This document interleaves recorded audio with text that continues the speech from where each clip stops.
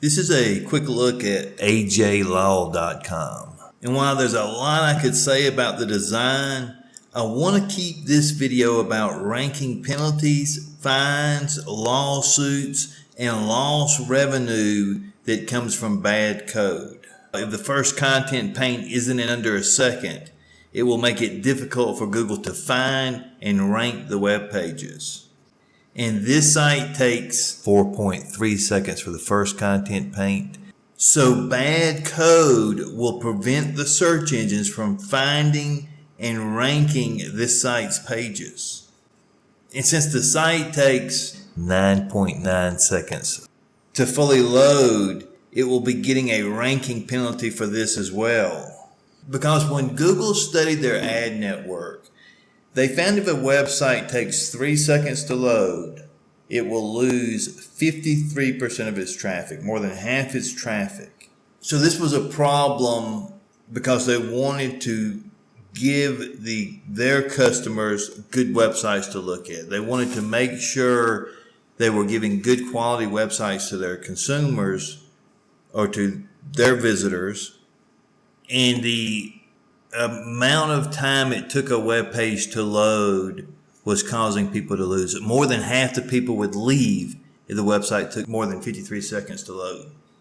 So Google put another ranking penalty. They said if a website takes longer than 2.5 seconds to load, there's going to be a ranking penalty for this as well. And this website has that ranking penalty as well. So the site is losing conversions. It has a ranking penalty. It's not getting spidered as long, as often, or as deep, all because of bad code. And in addition to this, the site isn't ADA compliant.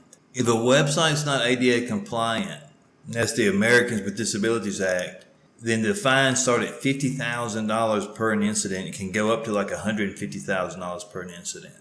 And in addition to that, you can get sued. And you can continue to get fined and sued until you either go out of business or fix the problem.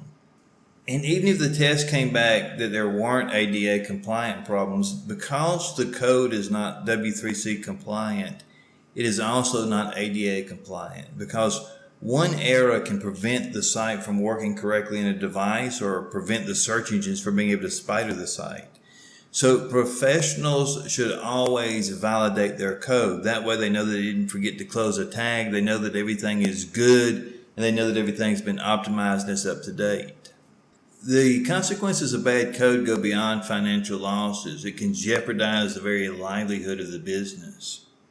Attorneys invest good money into websites that suffer from loading issues, aren't ADA compliant, and don't have valid code. Bad code puts the entire law firm at risk. Web developers have to put doing the job correctly over finishing quickly. Otherwise, attorneys that rely on web developers, like the ones that developed this site, could face unforeseen fines and lawsuits.